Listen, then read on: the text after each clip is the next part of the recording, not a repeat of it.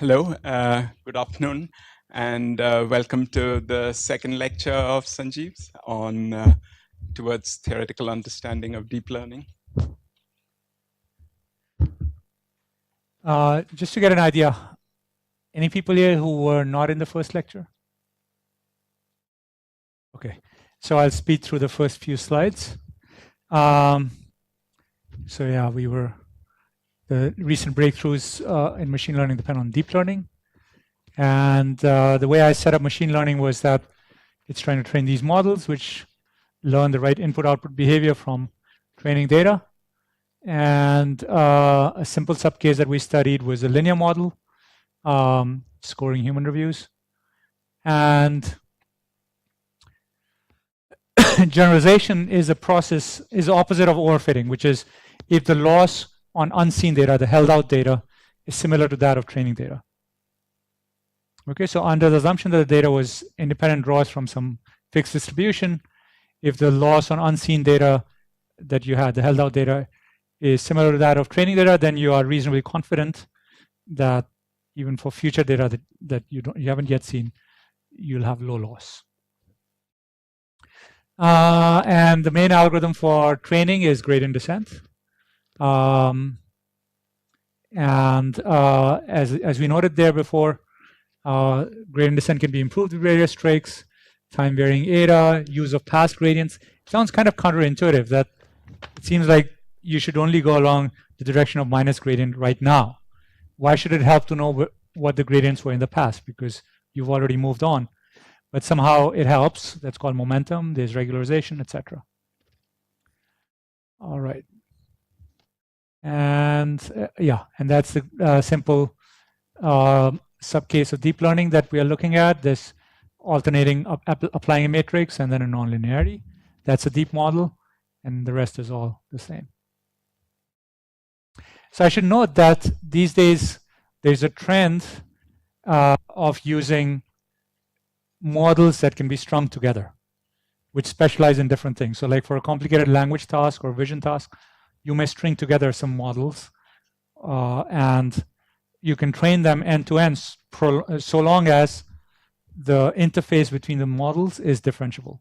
So you just want to have end-to-end differentiability, and then you can train it all with backpropagation. So this is the modern differentiable computing paradigm, if you have heard that term.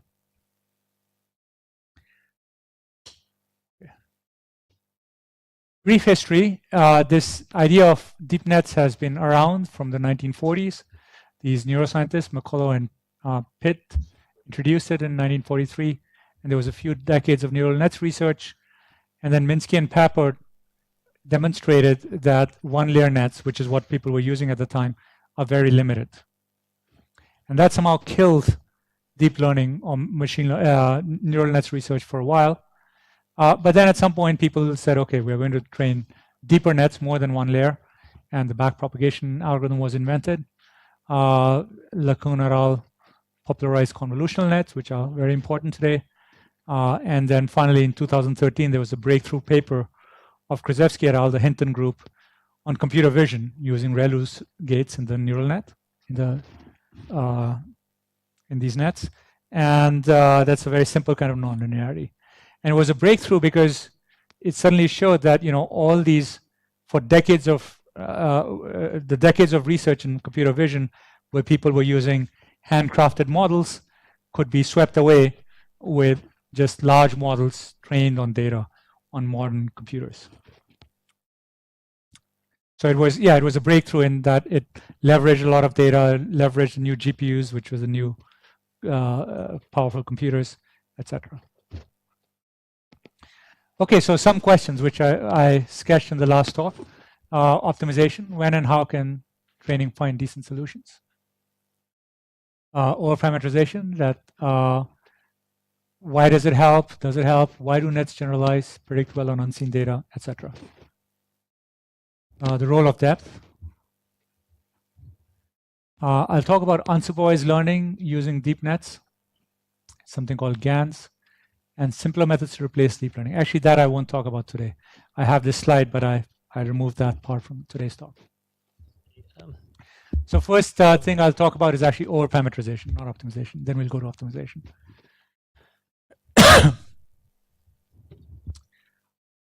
Okay, so why can you have these models with vastly more parameters than the number of samples and they still don't overfit? So there's a suggestion that over-provisioning the network makes the optimization much easier. And there's some empirical evidence and recently theoretical evidence. So here's a folklore experiment. Overparameterizing, yeah. We'll see overprovisioning can also mean depth overprovisioning. And so I'm deliberately vague in there what overprovisioning is. Actually, in some of the results, actually making it wider also helps. So Livni et al. So there's a folklore experiment which I first learned about from the paper of Livni et al., which is a setting of student-teacher nets. So suppose you have data that's generated by DeepNet in your possession. So you've come up with some net, let's say randomly, random edges and weights. And let's call that a teacher net. And now you have that net with you, like on your computer with all the parameters. You can use it to generate data. Feed any data in it, images or random numbers, whatever, and out comes some answer. Okay, so now you have this data, labeled by this net that's in your possession. So let's call it the teacher net. So now you can see if your algorithm, the learning algorithm, can learn this net or a similar net or a functionally equivalent net using this data. You know that, let's say this teacher has a certain size. You know that there exists a net of that size which generates this data, right? But now can the training algorithm find this net? So it turns out that it's very difficult to train a new net using this label data with the same size. So I'm using just a 2-layer net, which is what the original experiment was. But it works for other number of layers too. But anyway, so in this 2-layer case, the student has the same number of hidden nodes. So it's the same size. Then it's actually very difficult for the algorithm to find it. But it's much easier to train a new net with a bigger hidden layer. So it's wider. Hidden layer is the middle layer.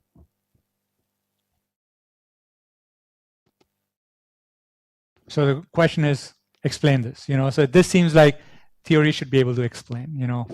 You can even assume some kind of model for the teacher net. It's random Gaussian weights or something, and then prove this result. So I've been telling my students for a few years, okay, this has to be something you can explain. And actually, there are some recent papers, Du et al., not that one, and then Alan Zhu et al., and there my student Yuan Jiu actually plays an important role. So there's some partial explanations of this phenomenon where they can prove that, yeah, a wider net is much easier to train. But I won't describe that today. So these are just a couple months old, these papers. So overprovision can help in a different way, allowing more depth than necessary rather than width. And this is a joint work with postdoc Nadav Cohen and my colleague Elad Hazan. So the phenomenon we discover is more general, and I'm going to illustrate it with the simplest example, regression, which is a linear model that I talked about before. But instead of the least square objective, it's the 4th power objective. So it's a slightly different loss. So the parameters is this theta vector. X is the input. So X in a product with theta is kind of like a linear model, and it has to fit the yi.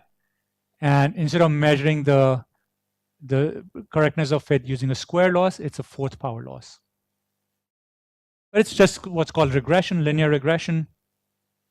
First week of machine learning. Simplest model you can imagine. Well, it's simple, it's completely understood, but I'm going to mess with it anyway. So let's replace the simple linear model one layer, effectively. Regression is like one layer with a two-layer net, linear net. So I'm going to replace theta by beta times theta, where beta is a scalar. And why is that like a two-layer net? If I think of the original as, x maps to x times theta, inner product with theta, that's like a one linear layer. Now I have a second layer, x maps to x times theta times beta times x times theta. It's like a two-layer net. But now you are thinking, wait, every vector theta can be written as a scalar times a vector, beta times theta. And vice versa, beta times theta is another vector theta, some other theta. So the two are completely equivalent. So is it unchanged? What was the point of this? Well, indeed, it's going to, it's unchanged in that the set of solutions is the same. So that's why it's just completely redundant, right? To add another layer is not really changing anything, but the optimization changes. Now, if you do gradient descent, your parameters are beta and theta. Theta is a vector, beta is a scalar. And in this parameter space, what happens is very different from what happens in the old parameter space, where you just have theta. And so this is like this toy setting where you can actually analyze what's going on, right? So you analyze and you write down the gradient, and you can interpret the gradient in the new objective in the old, because beta times theta is another some theta. So it's basically something like this. So basically, the gradient is multiplied by some constant, which depends on the iteration, the number of iterations that have passed. And then there is some dependence on the past gradients times some scaling as well. And that scaling is also time dependent. So this, you may remember, I mentioned, these are like the advanced gradient descent methods called acceleration. So it's in that family. But it's some example of an acceleration type method. So now you may wonder, okay, it looks sort of like a acceleration method. Does it actually accelerate the optimization?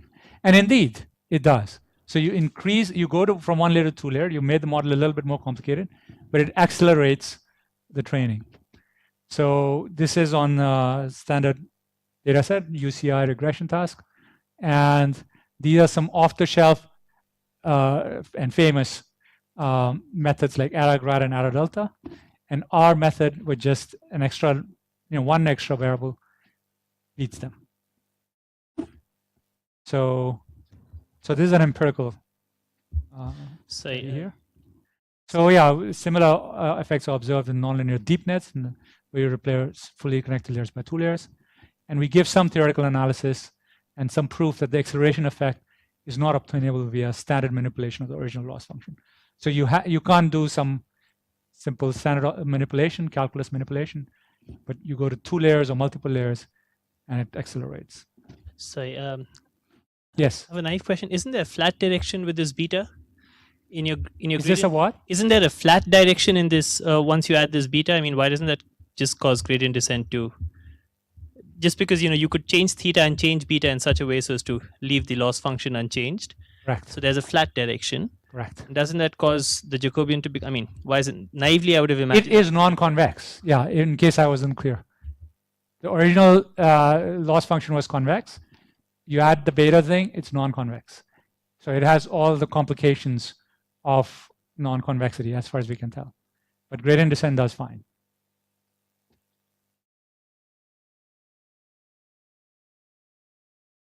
Yeah.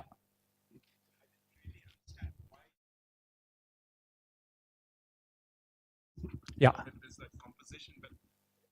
But it didn't have the sort of non-linearity. Oh, it's just linear nets. Okay, sorry. So this is, yeah, it's still a linear net. And linear nets, so you have multiple linear layers, is like another single linear layer. Yeah. But in optimization, they are different. So it's in terms of representation power is the same as a single layer net, but the optimization is very different. the gradient descent path. So this has been a nice playground for theory in last couple of years.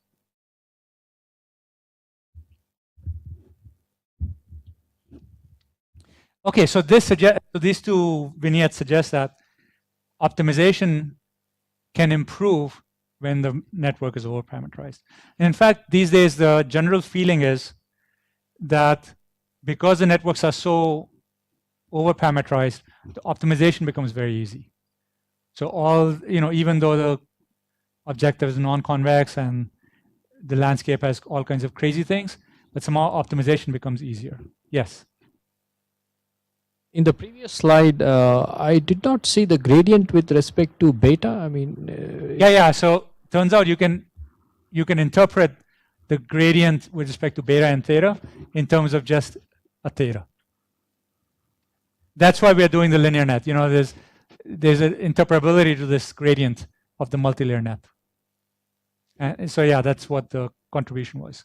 And you can do it for multiple layers as well. I'll have more to say about linear nets in a few slides. Here you're saying the acceleration comes because of adding beta? Yes. Okay. One new variable. Okay. Okay, so all right. So yeah, as I said, the general feeling is that overparameterization helps the optimization, and there's now theoretical evidence in a couple of ways.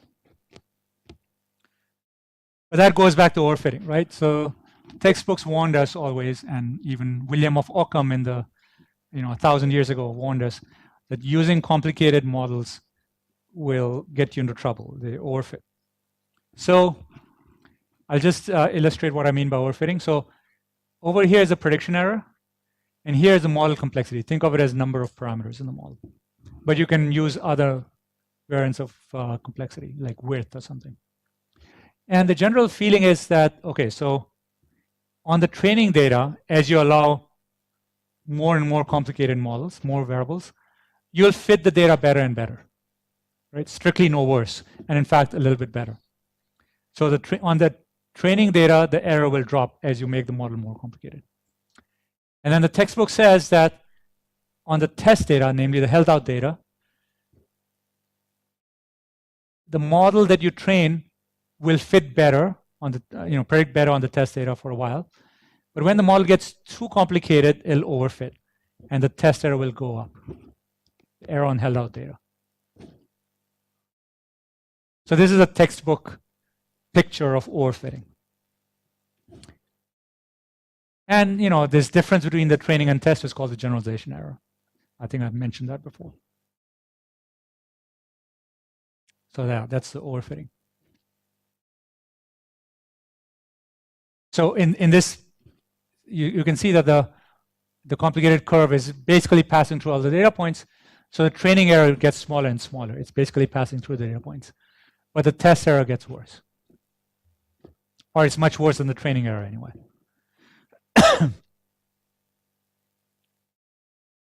That's a textbook. Well, in real life deep learning, that doesn't happen. You can argue whether it goes up very little or sometimes even gets better or stays flat, something, but it doesn't have this steep increase in the test error, the test loss. So that's the mystery. Okay, so explaining why it doesn't go up. So the popular belief or conjecture is that when trained on realistic data, the net's parameters are constrained by data and or training to be highly interdependent. So for the frequent term is that they lie on a manifold of much lower dimension. So therefore, the model effectively has much fewer parameters than what it appears.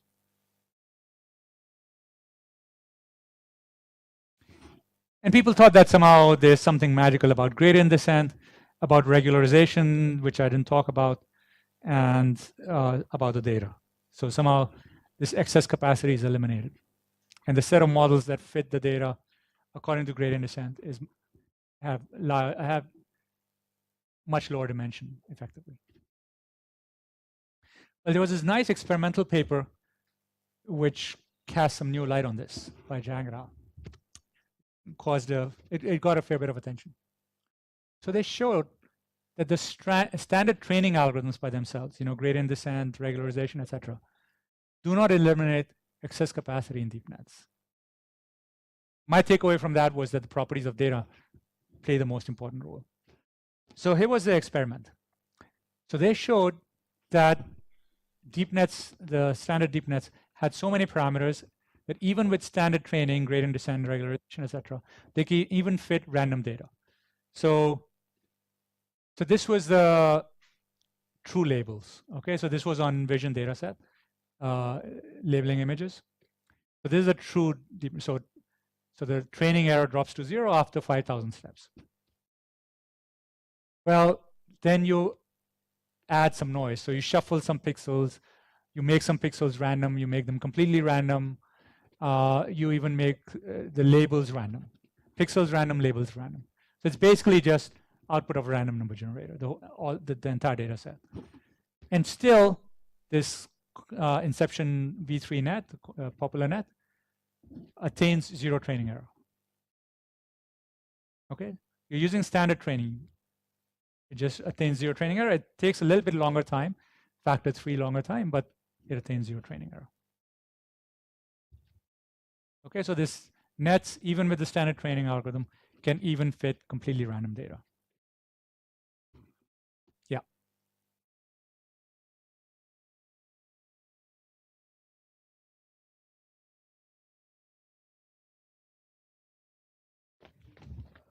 It's not easy to fit that with another network with the same capacity. So yeah. So I guess the number of parameters here are so large that it's in the overparameterized regime, even with random data. Okay. Okay. Yeah, ignore the second half, I guess. I won't talk about it here. So yeah, the takeaway for me out of this, different people had different takeaways, but the takeaway for me was that the properties of data play an important role. Okay, so now, people are trying to, this phenomenon, right, which is conjecture, that somehow the net's parameters are constrained to be highly interdependent. So how do you show that? So what I'm going to show you next is a new paper of ours from mid last year, which shows that properly trained nets have a certain noise stability property. We prove a theorem showing that this implies that their parameters lie in a low-dimensional subspace.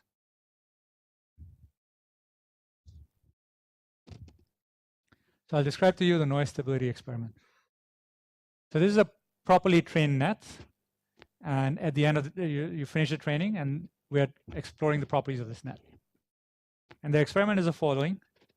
We're going to inject noise inside the net. So we take one layer, let's say this layer, or this layer, and it was computing something, right? Some normal input was fed in, and these earlier layers operated on it, and now some vector has been produced here, which is going to be the input for the remaining layers. So at this point, we're going to add a Gaussian vector to the vector that was being computed there. Okay, so Gaussian noise in each coordinate. And how much Gaussian noise? The norm of the Gaussian vector is the same as the norm of the vector that was being computed here. Okay, that's a lot of noise. Now you imagine that here you added so much noise, everything goes haywire in the subsequent layers, and it just produces junk.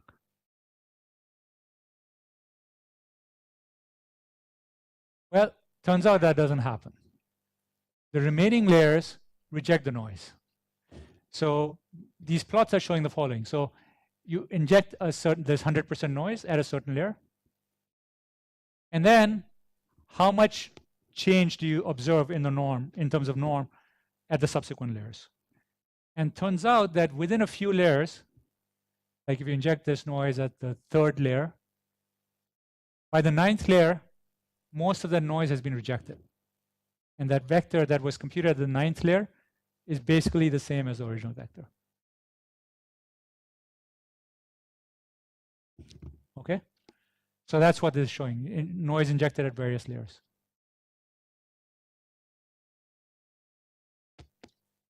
Yes.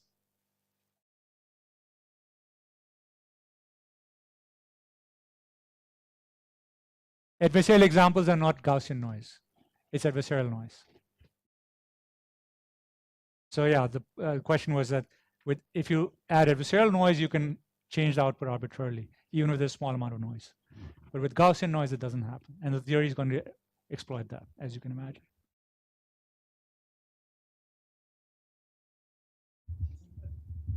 I mean, I was just a little surprised by if you inject at layer 10, then it drops like immediately. Right away, yes.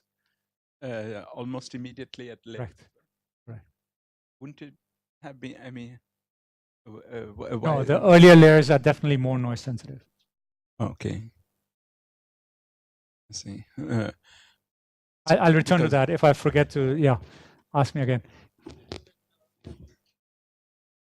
Well, as in everything else in deep learning, you have a phenomenon and ask you, is it correct? And usually you can come up with a plausible explanation both for and against.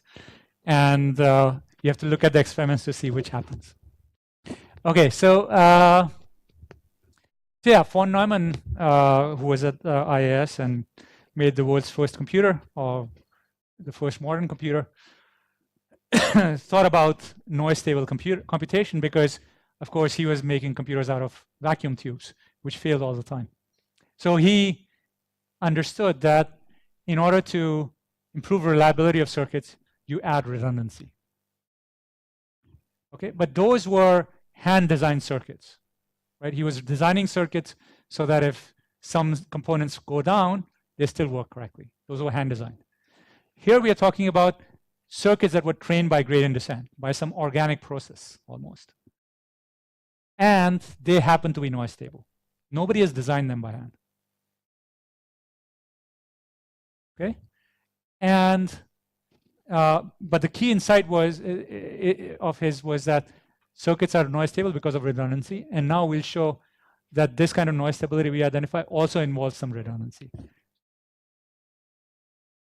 So the full explanation applies to nonlinear nets, but I'll explain it for a single layer with no nonlinearity for simplicity. So single layer is just a matrix transformation, right?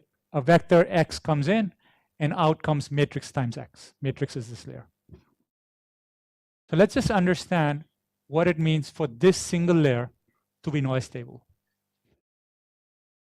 So if we feed x plus eta, where eta is a noise vector, out comes m of x plus eta. There's no nonlinearity here for simplicity. Okay, what does noise stability mean? It means that the ratio of mx to x in norm is much more than the ratio, if you think about it, the ratio of m eta to the norm of eta. Right? That the effect on the output m eta is much smaller than, proportionally than the norm of eta was. Now you look at this and you realize the left-hand side is at most the largest singular value. By the way, this uses some elementary linear algebra. If you don't know it, don't worry about it. And in a slide, we won't need it again. And the right-hand side, well, since Gaussian noise distributes uniformly in all directions, turns out is some kind of a L2 norm of the singular values of the matrix, average L2 norm. So what this suggests, this inequality suggests, is that a noise stable layer has a property that the largest singular value is much more than some kind of average singular value. And indeed, if so, this was a prediction of our thought experiment, and then we checked it, and yes, the distribution of singular values in a layer at filter of layer 10, you see that it drops off. So there's some few large singular values, and the rest are very small. Okay, such matrices are compressible. Now, the trivial compression you might think of, just ignore the large singular values, turns out is not correct. But you can do some other compression. By the way, this ratio is going to be called the layer cushion. So now the algorithm for compressing the deep net based on noise stability is as follows. So there's a compression algorithm. This is standard randomized linear algebra, a consequence of that you take k random sign matrices, so matrices with random plus minus 1 entries, and express A hat as a linear combination of those. And this turns out as some kind of a matrix sketch in the lower dimensional space. And the errors that are introduced are Gaussian-like, and therefore, because of the noise stability of the network, when you apply this compression to a lower layer, it minimally affects the higher layers. So that's a mathematical argument. And so this k is fairly small, so the matrix becomes low dimensional. Okay, if you didn't understand the linear algebra, don't worry about it. Yeah, the point is this noise stability hypothesis implies that the matrices are somewhat compressible. And this argument also applies to nonlinear nets and convolutional nets and so on. So in this area of understanding generalization, people are trying to come up with quantitative bounds of the true capacity of the net. And we came up with a bound which looks something like this, and I didn't explain most of these terms except for the cushion. And so our bound was orders of magnitude better than some previous papers. So that's our paper with Ronger, Benham, Neshabur, and Yijian. Okay, so it's better, orders of magnitude better than previous bounds. It's also better than the number of parameters, but it's still not as good as 50,000. Remember, this network was trained with 50,000 examples. So the true capacity of the net should be something less than 50,000, we think, but it's actually not.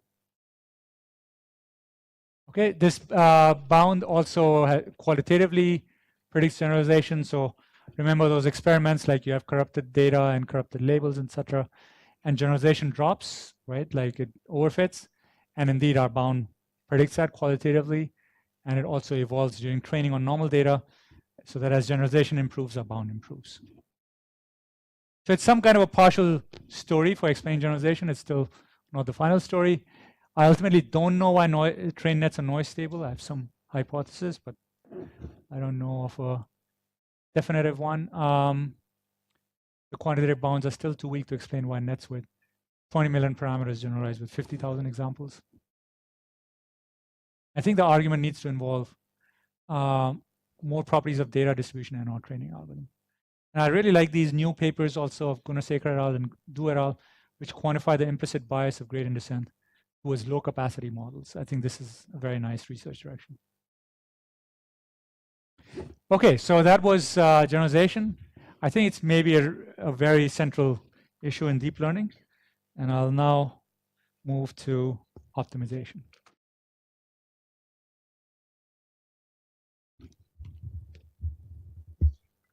Are there questions? Yeah.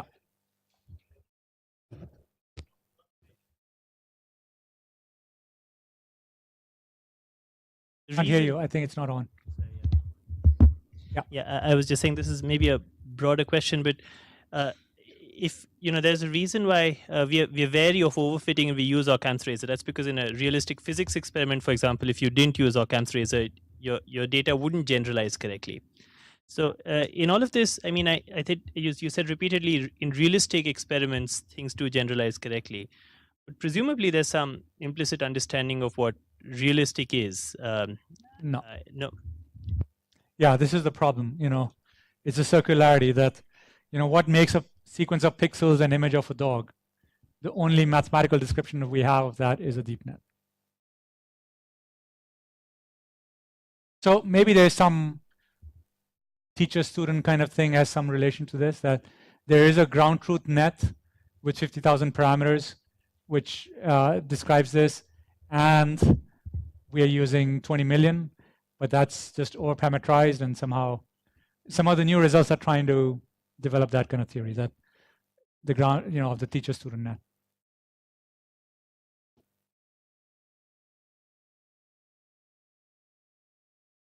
Okay, so optimization is a bread and butter of deep learning, and a lot of papers that deal with optimization. So I want to introduce the basic concepts. So how do you analyze? Yes.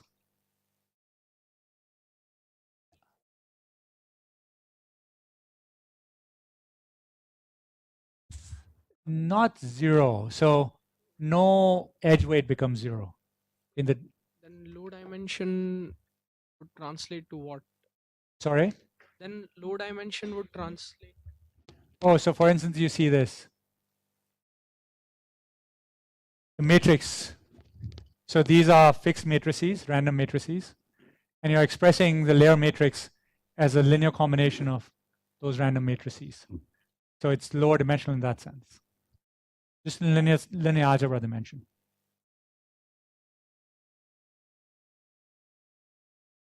Yeah, it's literally linear algebra dimension in our work. That's not what people think. It's some kind of nonlinear mapping to some manifold or something, which is probably true. So the linear algebra story is probably a gross simplification. The reason we could just use it is that in the last 10, 15 years, there's this blossoming of randomized linear algebra and dimension reduction and so on. So we could sort of use that prior knowledge directly into this framework. But probably the right story is nonlinear.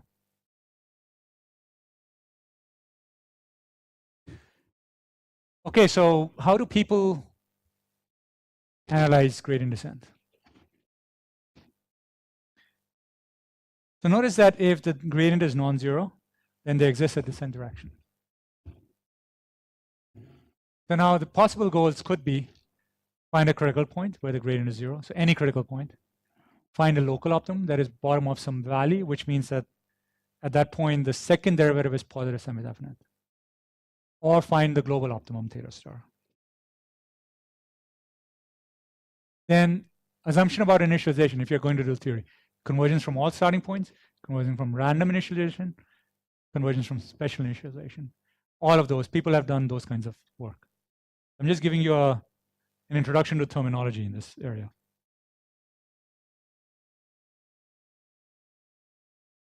Black box versus non-black box. I mentioned this issue before, that it's not a black box is interesting because we don't have any model for the data. You know what makes a sequence of pixels a picture of a dog. So then you just black box means that you're talking about a general non-convex function. And what can you say about the optimization of that? Okay, in d dimensions, if the function is on d coordinates, you want running times polynomial in d and 1 over epsilon, where epsilon is accuracy. The naive algorithms take exponential in d over epsilon.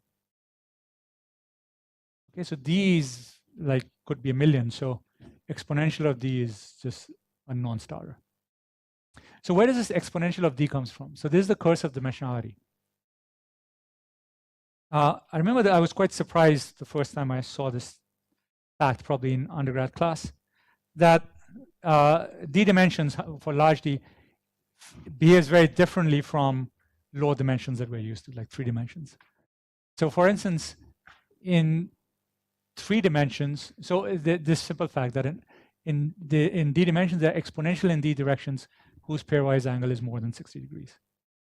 Okay, so I have this sea urchin figure, right? The spiny figure, kind of like a sea urchin. In 3 dimensions, a sea urchin has lots of spines, so spines have to be packed together very closely. If you have a d-dimensional urchin, a d urchin, which has a lot of spines, those spines don't need to be packed together. They can be like 80 degrees apart. And there could still be exponentially many spines. There's a lot of space in d dimensions. So there's a lot of spaces, and also there's not that much more. So they're exponential in d over epsilon special directions, such that all directions have an angle at most epsilon with one of these. So it's some kind of a discretization of d-dimensional space, such that every other point in the space is close to one of these. It's called an epsilon net, epsilon cover, etc. So basically, that's the default running time in d dimensions, exponential in d over epsilon. You know, if you want epsilon accuracy. If you just do brute force search in d dimensions, this will be the running time. We don't want that, okay? And that's trivial to achieve. Okay, so black box analysis, as I said, it's because we don't know the landscape really, right? So the black box analysis assumes that what we are given is an oracle. This is a terminology used, you know. oracle, as in like it gives you some information. Given a theta, it gives you the value of f at theta or the gradient of f at theta. Value oracle, gradient oracle. So in this model, it's infeasible in the sense I mentioned, like exponential time, to find the global optimum. You have to basically search through the entire d-dimensional space. So must settle for a weaker solution concept. By the way, since there are physicists here, I should mention that the physicists have tried to come up with models for landscapes via statistical physics, easing models. That's the natural thing I think physicists think about. Not much success so far. Okay, so continuing this black box model. So as we notice that if theta is, if the gradient is non-zero, there's a descent direction. But that doesn't quite mean that you can always descend because of the second derivative. Remember, the second derivative is the rate of change of the first derivative.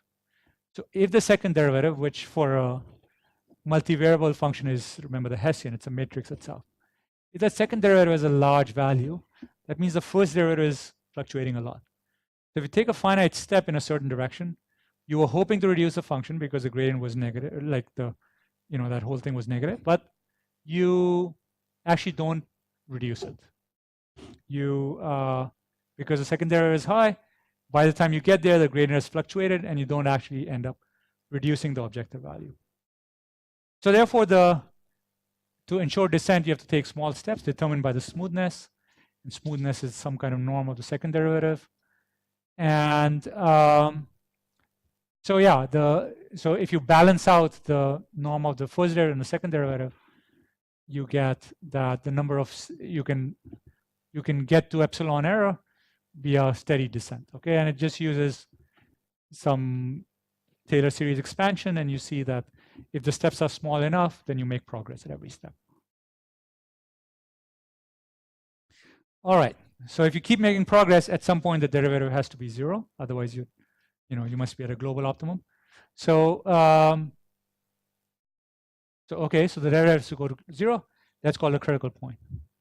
As we noted, that's a weak solution concept. Why? Because you have more complicated things going on in high dimensions. For example, saddle points. So as the name suggests, a saddle point is something which is a minimum in n-1 directions, but a maximum in the other direction. So it looks from most directions like a local minimum, but actually it's not a local minimum. So the derivative is 0 at that point, but it's not a local minimum. So how do you evade saddle point? How do you change gradient descent to evade saddle points? In general, gradient descent may not be able to evade saddle points and may get stuck. But these people, Ge, Wang, Jin, Yuan, had the idea of adding noise to gradients. So instead of just going along the gradient, you add some noise. And so that's called perturbed gradient descent. So now you might be thinking, wait, do they add noise in gradient descent? Well, in practice, you don't need to add noise to gradient descent because you're doing all kinds of stochastic things anyway in the training. And it's believed that there's enough source of noise there that you don't need to explicitly add additional noise.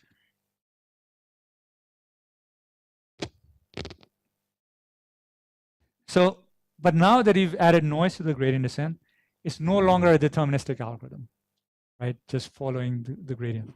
It's a random walk because at every step, you have some idea to go to in that direction, the negative gradient, but you also have a stochastic component. So it's like a random walk. And for the physicists here, it may remind you of something like diffusion processes or Langevin and so on. So now you have to analyze this random walk. And indeed they do. And they show that within polynomial in the or epsilon time, you escape all saddle points and achieve an approximate second order minimum, which is defined as, the gradient is fairly small and the second derivative, the Hessian, is almost positive definite. So it's kind of like a local valley. And it's a very clever analysis of probability flow. So this is already progress because for some simple models with simplistic data, all second order minimum are also global minima. So these results show that with those simple things like matrix completion is one example, famous example, compressed sensing, those kinds of things, you can use gradient descent to get an approximate global minimum. So this turned for the last 2-3 years this area into an active area, which I think of as landscape analysis.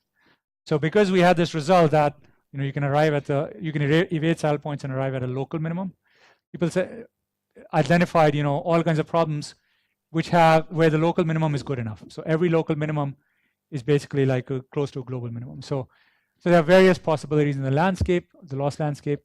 There's a good local minimum, which is equal to global minimum. There's a poor local minimum, which is not a global minimum. There could be saddle points, non-strict saddle points, etc. And if the landscape analysis can show that this doesn't happen and you never get stuck here, then you must arrive here. So this was a flavor of results, and it implies quick conversions of gradient descent on some simple two-layer nets for some simple data, matrix completion, matrix sensing, sparse coding, etc. These are some buzzwords you may have seen maybe. Unfortunately, such arguments cannot extend to depth 3 and higher. The landscape is not so well behaved. Okay, so there was a flourishing of this mini area, but it's clear that it can't tell us about general deep learning. So I didn't see where the depth entered into the analysis. So the analysis is showing that you escape all saddle points. The depth is used, or the structure of the data basically, is used to argue that all local minima are good enough. So in that part you need it. Because the noisy gradient descent can arrive at a local minimum, and you want to show that local minima are good enough. And that's where you need the properties of data.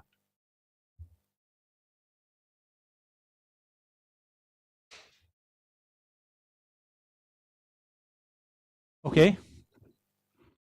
So there's a new trend in the last year of trajectory analysis, which is very promising. And the idea is that gradient descent follows a very specific trajectory. And that trajectory should have special properties. So who cares what the landscape is like all over? Gradient descent is just following the simple path. And all we care about is the properties along that path.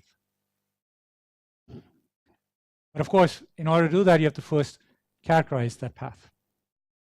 So that's what people have been trying to do.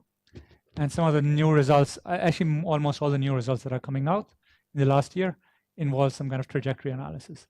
So I'll give you a simple example which is related to what I talked about earlier, linear net. So this is a new paper of ours in the upcoming ICLR with postdoc Nadav Cohen, undergrad Noah Golovich, and grad student Wei Hu.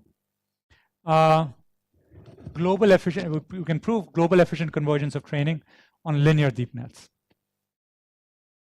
So I alluded to this model before, that linear nets, as the name suggests, have no nonlinearities.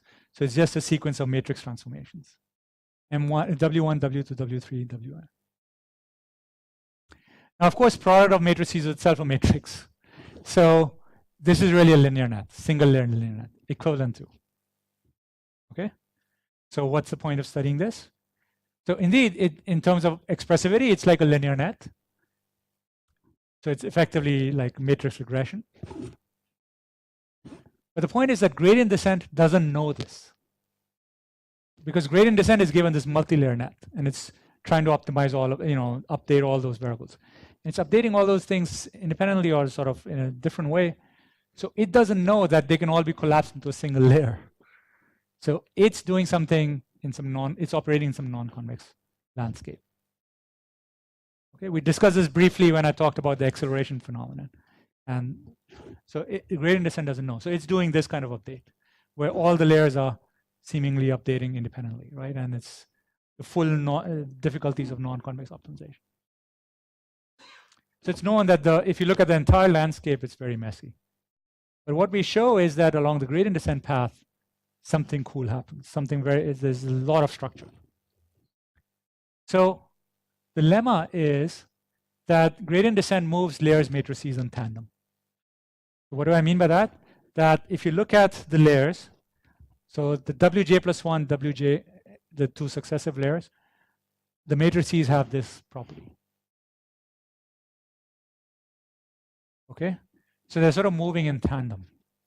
That this kind of product, symmetrization, is the same for the two neighboring layers. So basically all these layers are sort of moving in tandem. And so what that allows us to do is to write an expression for the end-to-end evolution. So the end-to-end matrix is, let's say, WE, the equivalent, the product of all the matrices. So that's the WE.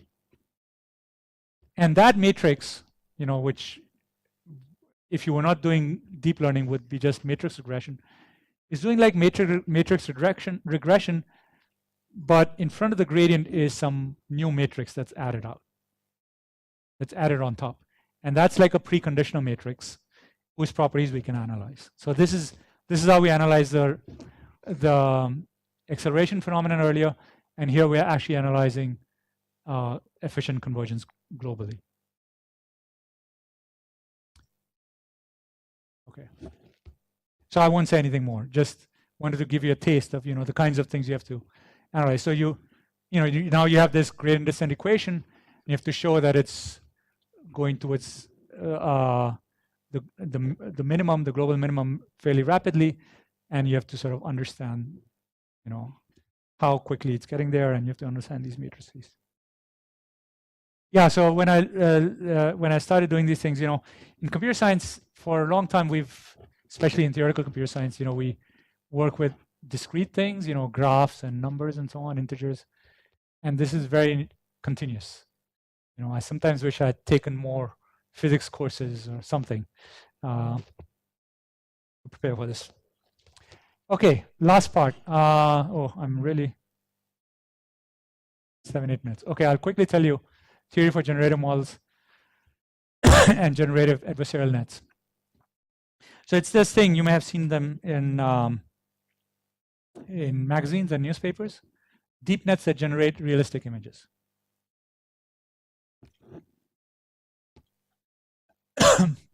So all those faces are not people who actually exist. They've been dreamt up by some deep net. Yes. Would you have a microphone?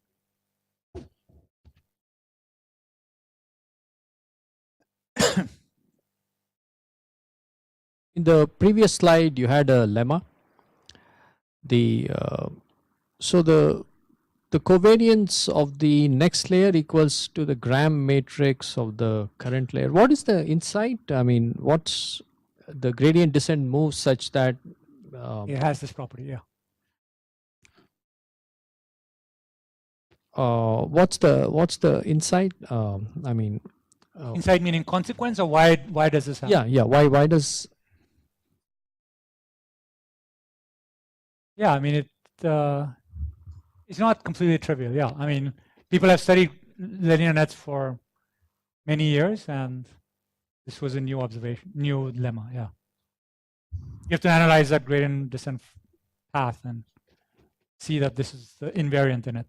Okay, since there are physicists here, let me say this is very much related to Noether's theorem. So after we came up with this, I had an undergrad with whom I've written a different paper, which I won't talk about today, who had just done some physics where he learned Noether's theorem. And he said this stuff is very much related to Noether's theorem. That, you know, if there are certain symmetries being preserved along the way, then you know, something happens, and yeah.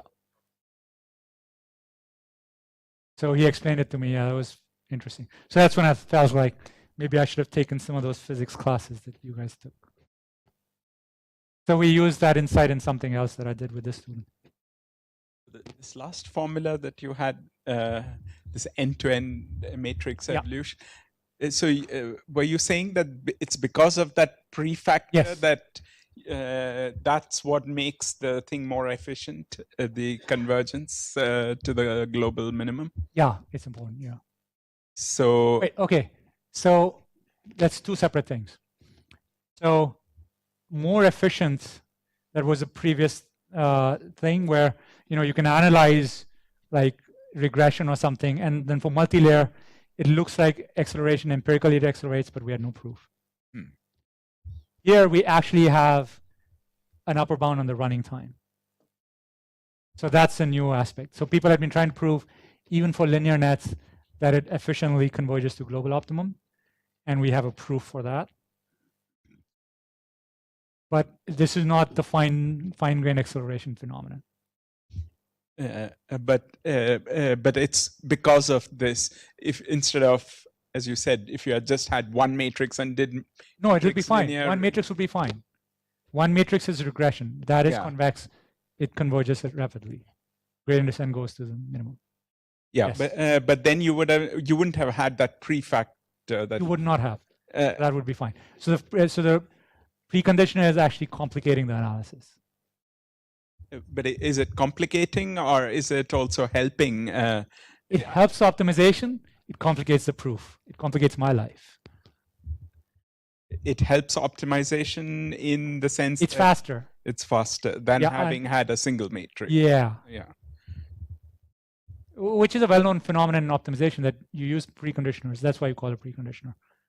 So somehow adding more layers adds a preconditioner, which is good for the optimization, but it complicates the proof of convergence because it's some messy thing.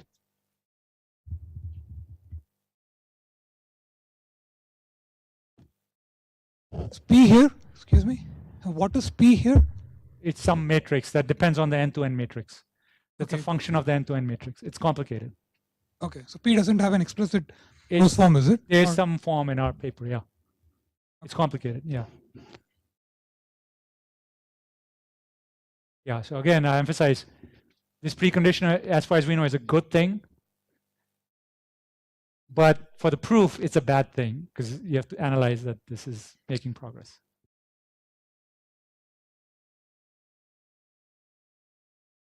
Okay. So yeah, so I was saying that these images have been generated by a deep net, which is trained to generate new images. And as far as we know, none of these people exist. Well, if you stare at them, they might look a little bit like certain celebrities. So it is sort of like other people who do exist. And the idea here, the MIT Tech Review came up with a catchy name of dueling AI, by which they mean dueling deep nets. Okay, so we'll see what that means. So this is part of unsupervised learning. The motivation, as we discussed before, was to come up with a representation. Like in the previous lecture, there was these text embeddings. So a representation of a complicated object, like image. And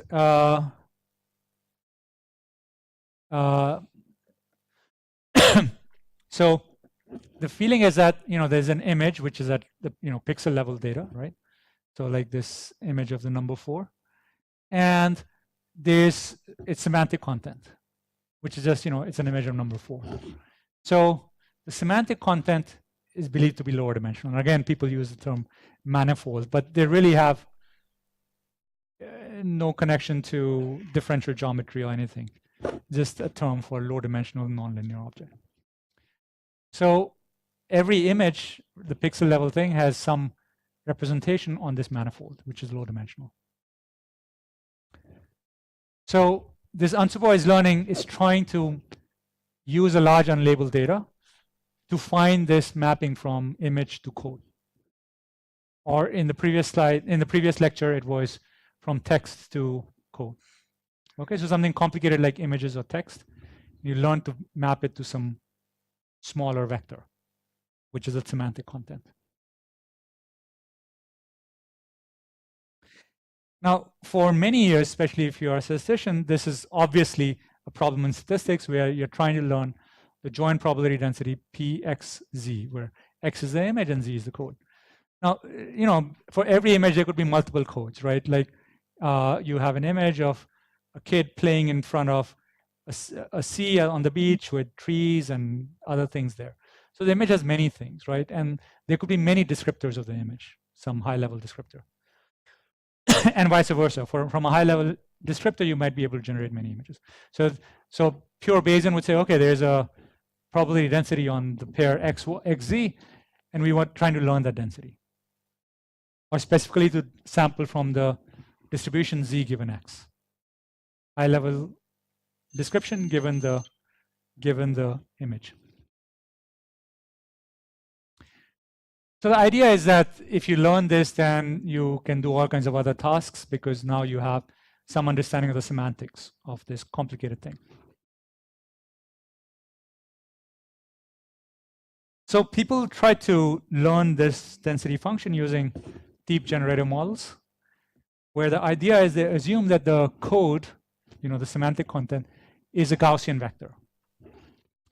And the Gaussian vector, the code, is used to generate the image.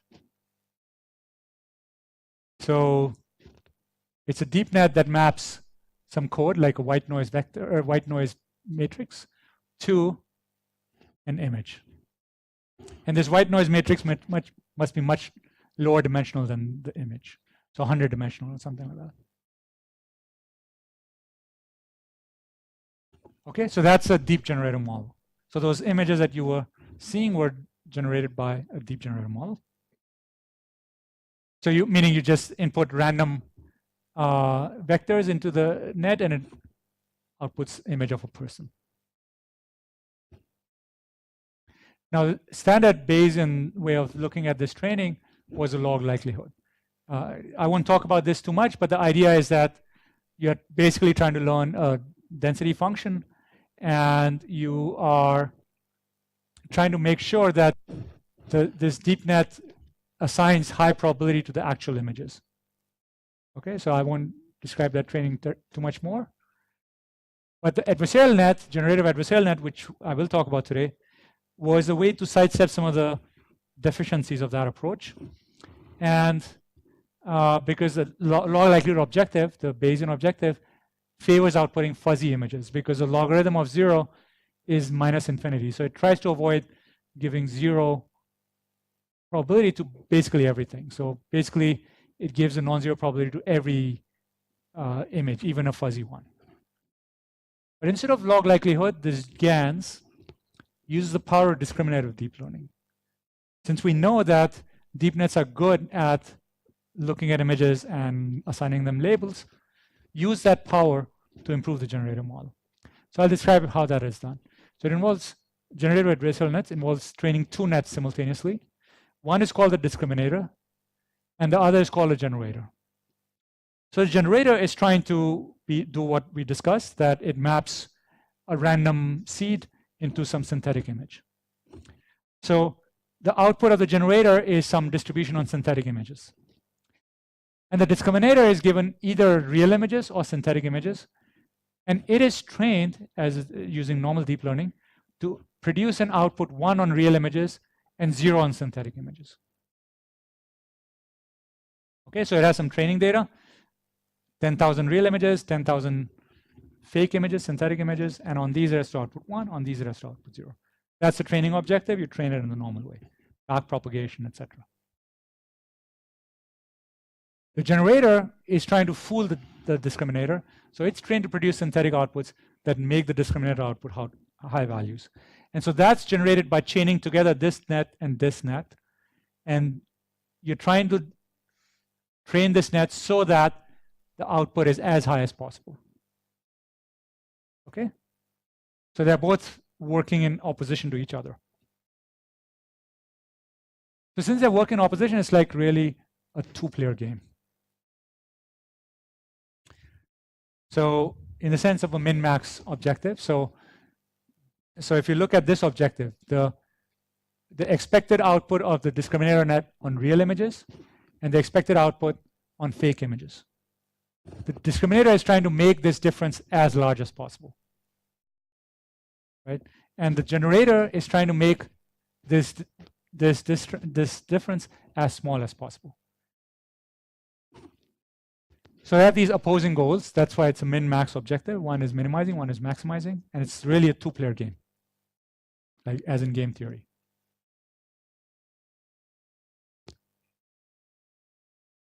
So clearly the generator wins if the objective is small, say 0, and further training of discriminator doesn't help. This is an equilibrium. So this means that the generator has learned to produce images which cannot be differentiated by this deep net, despite all the training it does.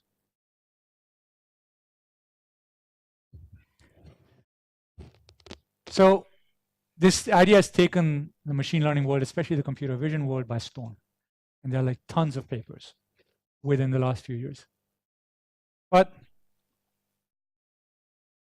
so I went to a conference a couple of years ago and became intrigued. It just touches a lot of buttons for theorists. Game theory. This something like computational pseudorandomness. Those of you who know, like cryptography, things like that. So we started thinking about it, and we realized what spoils GANs trainer's day is mode collapse. So since the discriminator only learns from a few samples, it may be unable to teach the generator to produce a distribution with a sufficiently large density, large diversity. So your training set has whatever, 1 million images, right? 1 million distinct images. Can the discriminator, force the generator to produce more than 1 million images or something like that, or sufficient diversity? Note that the set of all possible images is basically infinite, right? So does the generator learn this full distribution with essentially infinitely many images, or just a small subset of images? So this has always dogged this area, the GANs area. And the new insight from our theory was that the problem is not with the number of training samples, but the size, namely capacity of the discriminator. So we were able to show that if the discriminator size is n, then there exists a generator that generates a distribution supported on a little bit more than n log n images, and it still wins against all possible discriminators. And it doesn't matter how many training images it gets. Okay? You can use as many training images as you like. This generator will still win.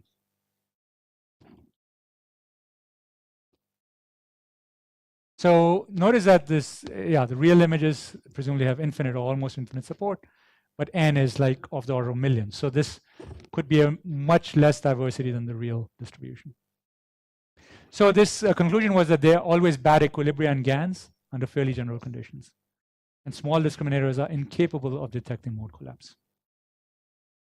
Okay, I won't describe the proof. It uses some simple epsilon net argument. But I'll tell you what happened next. So I gave this talk at Google, and my colleague said, look, you're just showing that in this game, there are bad equilibria. There exist bad equilibria. That doesn't mean that training finds it. Remember, in deep learning, we all have this mystical belief in the power of gradient descent, that somehow gradient descent solves all problems, right? All difficulties. So they said, well, who knows? In real life, maybe everything is fine.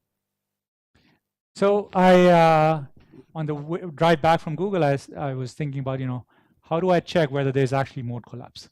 It's not an easy thing because, there might be mode collapse, but there's still like 1 million distinct images in the distribution. How do you know what that cardinality is? So how do you check the support size of generator's distribution? Okay. So then we came up on the idea of using the birthday paradox. How many people have never heard of this, the birthday paradox? A few. So it's the following, that if you put 23 random people in a room, the chances at least a half that 2 of them share a birthday. It's a paradox because if you tell it to a college freshman, they'll think you need 366 people in the room to have this property. And it's actually 23, which is roughly the square root of 365. So suppose a distribution, so in general, if a distribution supported on n images, then the probability that a sample of size square root n has a duplicate image is at least a half. So now suppose n is 1 million, which was a plausible size of the generator's distribution, the support size. Square root of 1 million is only 1,000. So if you just take a sample of 1,000 images from the distribution and already see a near collision, then you should suspect that the support size was less than 1 million. So that's what we did.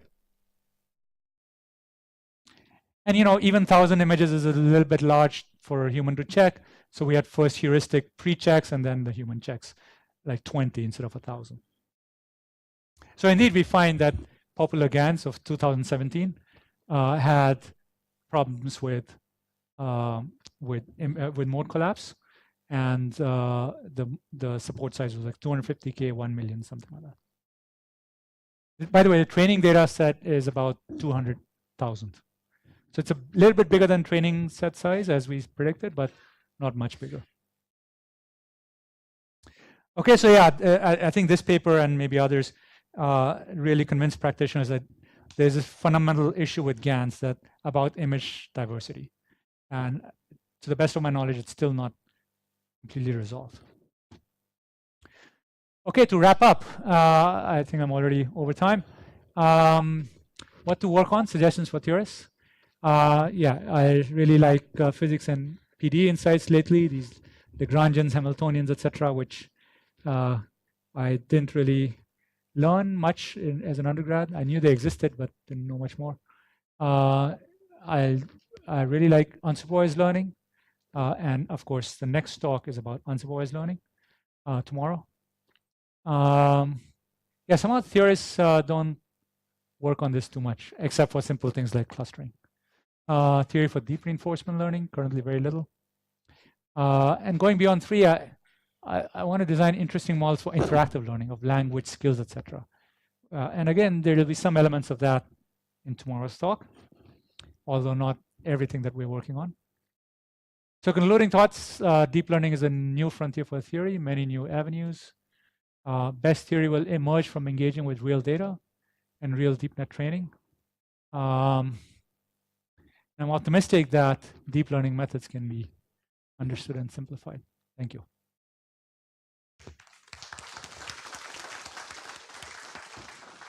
And usual ads. Oops. Questions? Questions? Yeah. Yes. So this is related to the issue of noise stability and the low dimensionality. So if you take a multi-layer network that's well trained, and then you start snipping off some of these edges. Yes. Is it relatively robust to that sort of thing, or does it break? Yes, you can't clip off random edges, but yes, people can compress. Yeah. So empirically, this compression property, I mean, with different compression algorithms, had been discovered before. But in all of those, their goal is to compress as much as possible to the as possible, right? And so they compress a little bit, then retrain. So they drop some edges, retrain. So now you have a smaller net. Take out some more edges, compress, retrain. So once you retrain, it seems like all theory goes out of the window because who knows what this new landscape is. So we didn't want to do that. We just have one step of it. I had a sort of a stupid question. This generator, why is the natural model to take some noise and Gaussian. yeah, and then generate? Why doesn't one work with existing this thing and make variations on that? Excellent suggestion, and indeed, yeah, that seems to be a more solid idea in terms of solid in the sense that a lot of subsequent work has actually used that, like start with an image, like image to image map. Yeah. And that's actually already quite useful in many of the companies. Like somebody was even talking to me during lunchtime about an application that I've seen in other papers also, like you could try to, like I upload a picture of mine and it dresses me in different clothes, right? Or take a clothing style and vary it and things like that. Or hairstyle, yeah. Yeah, all kinds of things, yeah. That sort of. So that's indeed, I think that there's not much theory, but I think that's actually probably the more theoretically nice setting. And there's some beginnings of theory.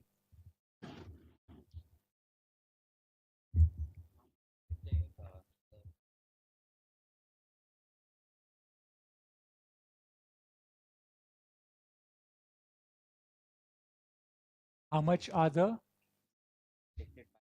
GANs? Yeah. Oh, GANs are definitely. No, but what to what extent? So we didn't find that they are okay. So in our experiments, we did not find that they are memorizing the images, the training images. Is that your question? No, like let's say I have n images on which I train the uh there were two things, right? The discriminator and generator. Yeah. So the discriminator basically. And the And so how many images will the generator be able to generate? So our theory suggests n log n with some constants.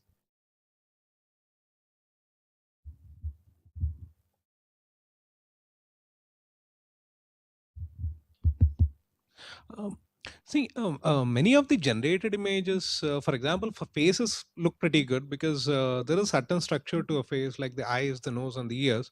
And I think there the amount of detail that we see in the image is pretty good. Whereas, for example, you try to generate something new, maybe a fashion design, you don't generally see such a kind of quality. And so, what would be the rational or some intuition behind that? I think the new models are generating with a lot of detail. It just needs a ton of training because you have to use much bigger nets. Like as of last year, we're seeing a fair amount of good detail in the images. Computationally expensive, yeah. And look at the papers in, I think, ICLR 2018. Yes. Yeah, I was just wondering about the morphing of the images which you had from the GAN. Is there any work or database which considers morphing between audio and video part? Suppose I am talking, so is there the GAN can recognize, can build up a image of mine from the purely from a speech data per se? Like you're describing something. Yeah, so basically I'm talking now, asking a question. So if there is a blind person sitting over there, as a GAN, so GAN can reconstruct my image. Oh, your image? Yeah. From your voice? From your voice.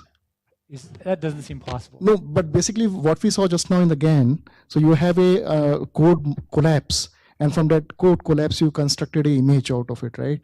So the code could be anything, it could be a speech data. No. Okay. So in theory, yeah. No, I mean to say it could be something else, but it could be reconstruction of the image itself. I was just wondering.